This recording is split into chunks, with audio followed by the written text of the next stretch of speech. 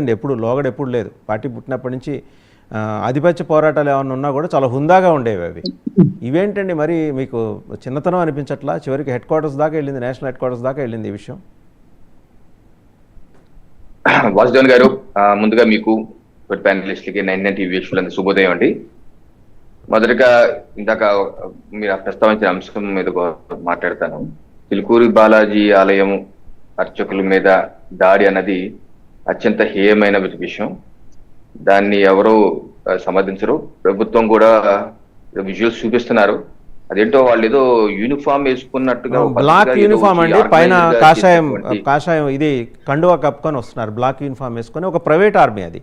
In fact దాని roots Veera Raghava Reddy అని ఆయన కాకినాడ చుట్టుపక్కల ప్రాంతాలకు చెందినవాడు. ఆయన అక్కడి నుంచి వచ్చాడు. కొన్నాళ్ళుగా ఒక వెబ్సైట్ కూడా నడుపుతున్నాడు రామరాజ్యం పేరుతోటి. క్షాత్రం ఉండాలి.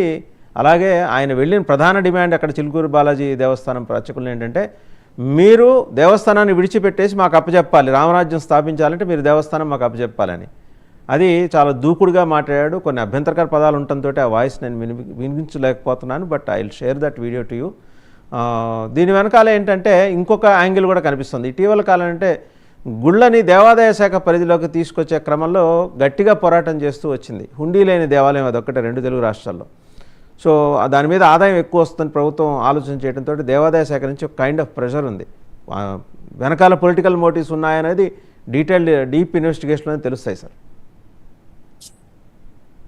నేను హైదరాబాద్ లో ఉన్నప్పుడు తరచూ వెళ్తుండేవాడిని, ప్రదక్షిణాలు కూడా చేసిన వాడిని, చూసిన వాడిని కాబట్టి సో ఇది అత్యంత హేయమైన విషయం. అది ఎవరు చేసినా సరే ఇప్పుడు అరెస్ట్ చేశామంటున్నారు. పూర్తి స్థాయి విచారణ చేయాలి అక్కడ ఉన్నటువంటి ప్రభుత్వం. దీని వెనక మోటివ్ ఏంటి, వాళ్ళ యొక్క ఉద్దేశాలు ఏంటి, లేకపోతే దురుద్దేశాలు ఏంటి, దీన్ని పటాపంచలు చేయవలసిన అవసరం ఉంది. అలాగే దీని వెనక ఇంకేమన్నా రాజకీయ కోణం ఉందా? ఎందుకంటే కాంగ్రెస్ పార్టీ గతంలో కూడా మహారాష్ట్రలో హిందూ ఉగ్రవాదులు అన్న పదాన్ని కాయిన్ చేసినటువంటి ప్రభుత్వం గతంలో. సో అటువంటి ఏమైనా ఉన్నాయా దీని వెనకాల? లేదా దీని వెనకాల ఇంకేమన్నా ప్రభుత్వ అండర్లో తీసుకుంటాకి ఇదేమైనా దురుద్దేశాలు ఉన్నాయా? దీని పూర్తి స్థాయి విచారణ చేయాలి. ఎవరికన్నా ఈ వేవేరు భావాలు ఉండొచ్చండి. అంత మాత్రం చేత వెళ్ళి కొట్టేసి బెదిరించేసి ఇది ప్రజాస్వామ్యం. ఎవరి మీద వాడు దాడి చేస్తాను, ఏ చేస్తానన్న ఒప్పుకునే పరిస్థితి లేదు. అటువంటి వ్యక్తుల్ని పూర్తిగా కట్టడి చేసి ఆ ప్రభుత్వం శిక్షించాల్సిన అవసరం ఉంది. పూర్తి స్థాయి వివరాలు ప్రజల ముందు పెట్టవలసిన అవసరం అయితే ఉందండి. 1. 2, జనసేన విషయం ఒక మేడం చెప్పారు. అయితే నేను ఇంకో కోణం కూడా చెప్తున్నాను. ఇప్పుడు ఇందాక వారు కూడా విశ్లేషణ కూడా చెప్పారు కాబట్టి, ఇప్పుడు రాజకీయాల్లో ఉన్న వాళ్ళు ఉన్నత విలువలు పాటించవలసిన అవసరం ఉంది. ఎందుకంటే 10 మందికి నీతులు శుద్ధులు చెప్పేవారు మనం సరిగ్గా లేకపోతే ఎలాగా? సో తప్పనిసరిగా మరీ ముఖ్యంగా మహిళల విషయంలో అశ్లీలత లేకుండా చాలా అత్యంత గౌరవంగా ఉండవలసిందే. అటువంటి చర్యలు ఎవరు పాల్గొన్నా దాన్ని పార్టీ దూరం పెడతారు. ఈ విషయంలో జనసేన పార్టీని అభినందిస్తున్నాను. ఎందుకంటే ఆరోపణ వచ్చింది, దాని మీద విచారణ ఎంతగతగా చేసుకుంటున్నారు. అలాగే మొత్తం వివరాలు బయటకు వచ్చేంత వరకు పార్టీకి దూరం అని అన్నారు. చాలా సంతోషం. అలాగే భారతీయ జనతా పార్టీ మీద కూడా గుంటూరు ఇందాక చెప్పినట్టు గుంటూరు జిల్లా అధ్యక్షుడు మీద వచ్చింది. వెంటనే ఆయన్ని రాజీనామా చేయమన్నా ఆ రాజీనామా పక్కకి వెళ్ళిపోయాడు. అలాగే తెలుగుదేశం పార్టీ కూడా ఎమ్మెల్యే మీద ఇటువంటి ఆరోపణలు వచ్చాయి. ఆ ఎమ్మెల్యేని కూడా సస్పెండ్ చేశారు పార్టీ నుంచి. ఆయన ఏదో మళ్ళీ హైకోర్టుకు వెళ్ళారు. ఇప్పుడు వరకు పార్టీలో తీసుకోలేదు.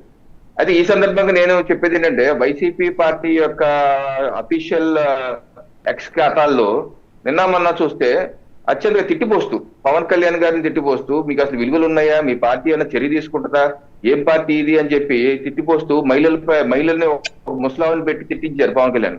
నేను వారిని అడుగుతున్నాను, అసలు ఇలాంటి విషయాల్లో మీకు అసలు మీ పార్టీకి నైతిక విలువలు ఏదన్నా ప్రశ్నించే హక్కు ఉందా? అసలు ఈ రోజు వరకు మీరు ఏదైతే దువ్వాడ శ్రీనివాస్ మీ ఎమ్మెల్సీ అయిన వ్యక్తి ఏ రకమైన కార్యక్రమాలు చేస్తున్నారు? ఈ రోజు వరకు అన్నా సరే ఆయన భార్య పిల్లల్ని పక్కన పెట్టి అమ్మాయితో తిరుగుతున్నారు. ఇప్పుడు కన్నా సరే మీ పార్టీని పక్కన పెట్టలేదు. అలాగే ఎమ్మెల్సీ అనంతబాబు దళితులను చంపేసి డోర్ డెలివరీ చేశాడు, ఆ ఎపిసోడ్ పక్కన పెట్టలేదు. అలాగే అతను 100 ఫోటోలు బయటకు వచ్చి అప్పుడు అతను పక్కన పెట్టలేదు.